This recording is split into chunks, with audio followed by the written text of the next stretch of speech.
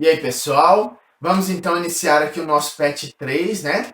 E nós, no final do PET 2, nós saímos da Idade Média, certo? Saímos da Idade Média, terminamos ali, né, com Santo Agostinho, Santo Tomás de Aquino, e agora nós vamos entrar na Idade Moderna. Eu sei que essas divisões são divisões da história, né? Mas a filosofia acompanha, pelo menos durante um tempo, um bom tempo, essas divisões. Então a Idade Média ela termina ali em 1453, certo? E a Idade Moderna ela vai continuar até o final do século XIX, ali no começo do século XX, que é quando muita gente acredita que a modernidade ela acabou e começou o que nós chamamos de filosofia contemporânea. Embora esse seja um termo bastante complicado de usar, porque ainda tem muita gente que estuda e acha que a filosofia moderna não foi resolvida, né? Então ela não acabou. O que isso quer dizer para nós? Nada muito importante, mas só que nós precisamos entender o seguinte. Eu falei para vocês no PET passado que o ponto principal de investigação filosófica da Idade Média era Deus, né? Quem era Deus, como ele se manifestava com a gente, e como que a fé se manifestava na vida humana, certo? A Idade Moderna não vai pensar quase nada em Deus, a não ser, né, para fazer assim uma espécie de negação de Deus, que é Nietzsche, né, que você conhece, o filósofo Nietzsche, que está já no final da Idade Moderna, vai falar que nós matamos Deus, né? Então, já não é uma reflexão como era durante a Idade Média. O que vai ficar no lugar de Deus, então, na Idade Moderna? Vai ficar eu, né? Não eu, seu professor, né? Vai ficar o eu, o sujeito que conhece, o ser humano. O ser humano toma esse lugar que antes era o lugar ocupado por Deus na reflexão filosófica e nas ciências. Então, por exemplo, se durante a Idade Média a filosofia tentava compreender com os mistérios divinos, né, como que ele se relacionava com a gente, agora a filosofia da Idade Moderna tenta entender como que eu, sujeito do conhecimento, de verdade conheço, né? Conheço de fato. Como que o meu conhecimento funciona, como que eu posso conhecer, como que eu posso organizar a sociedade de uma maneira que as pessoas se deem melhor, né? Então, o sujeito ele toma o lugar de Deus no ponto central das reflexões filosóficas e científicas. O primeiro filósofo, né, que muita gente chama de pai da modernidade, né, como eles adoram dar pais e mães para as coisas, como se as coisas surgissem assim do nada, é René Descartes.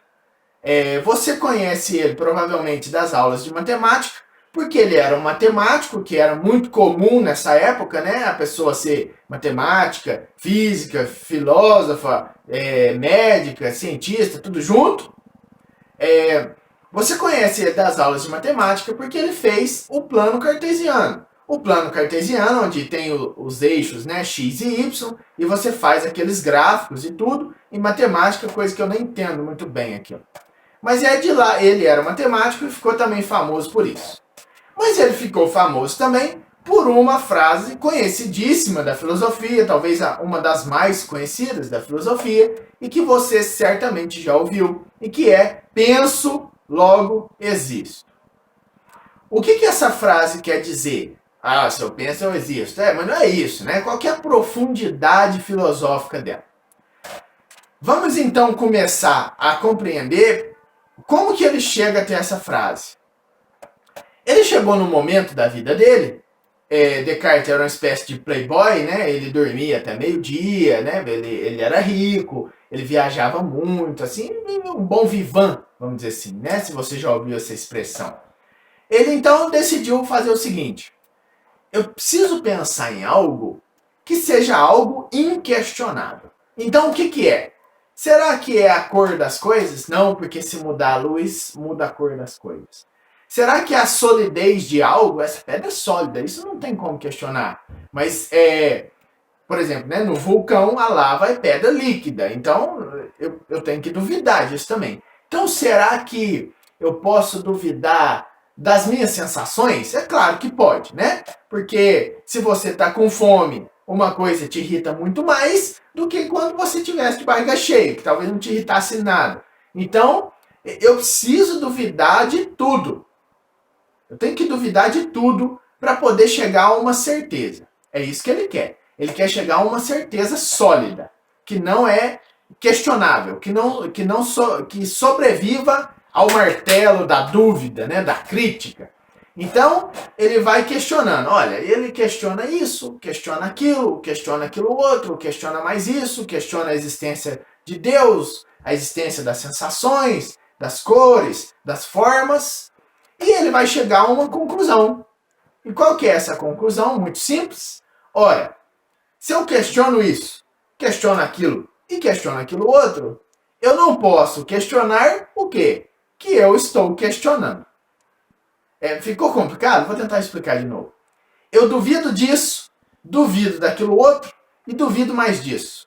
Qual que é a certeza que eu tenho? A de que eu duvido. Certo? Não tem como não duvidar de que eu duvido. Não tem como eu colocar em xeque, né? Eu criticar o fato de que eu estou duvidando. Eu estou duvidando. Então, se eu duvido, eu existo. Aliás, essa é a tradução correta da frase, né? Duvido, logo sou. Então, penso, né? Porque para duvidar eu preciso pensar. Penso, logo existo. Esse é o método que nós chamamos de dúvida hiperbólica ou dúvida radical. Eu duvido de tudo mesmo, para poder chegar a uma certeza indubitável.